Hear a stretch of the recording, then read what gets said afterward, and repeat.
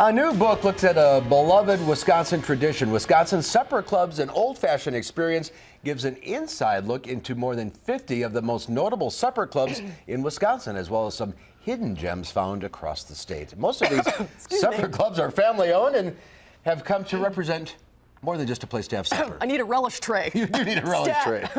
The book's author, Ron Faiola, who also made a documentary on supper clubs, is here tonight to tell us about the book. Nice to see you. Good to see you. Good to see you. This is such a uniquely Wisconsin thing. What do you think are the appeal of supper clubs? The appeal of supper clubs are it's a friendly family place. They're family run. So this level of service is a little higher than other places because the family members are there to take care of you. Just a second here. Let me see if your equipment is operating. We want to be able to hear you. Make sure the microphone is. There we go. Now we're going to be able to hear There we go. All right. So go ahead. I'm sorry.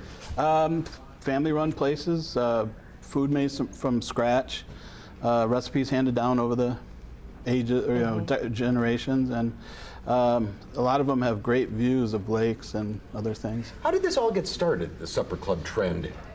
Oh, these places started off as dance halls and roadhouses and taverns, and as we progressed throughout after Prohibition, they started to serve fancier food and separate themselves from taverns by serving prime rib and lobster and putting linen napkins on the table and stuff.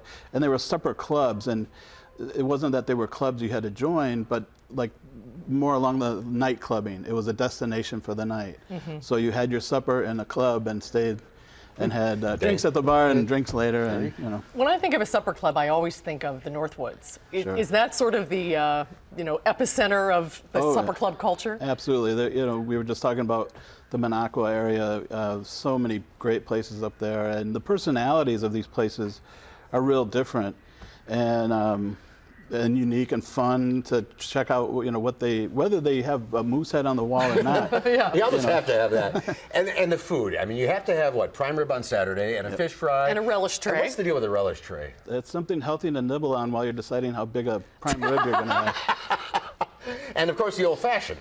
Got to have a brandy old fashioned, whether it's sweet, sour, or pressed, whatever. But yeah, that's the Wisconsin drink. There's the relish tray and shrimp and lobster and all. Have you found any supper clubs anywhere else in the country, or is this purely ours? There are supper clubs all over the country, but they're very different in New York and LA and other places. Wisconsin, in the Midwest, a lot of places are referred to as Wisconsin-style supper clubs if they're bordering Wisconsin and Minnesota or Iowa.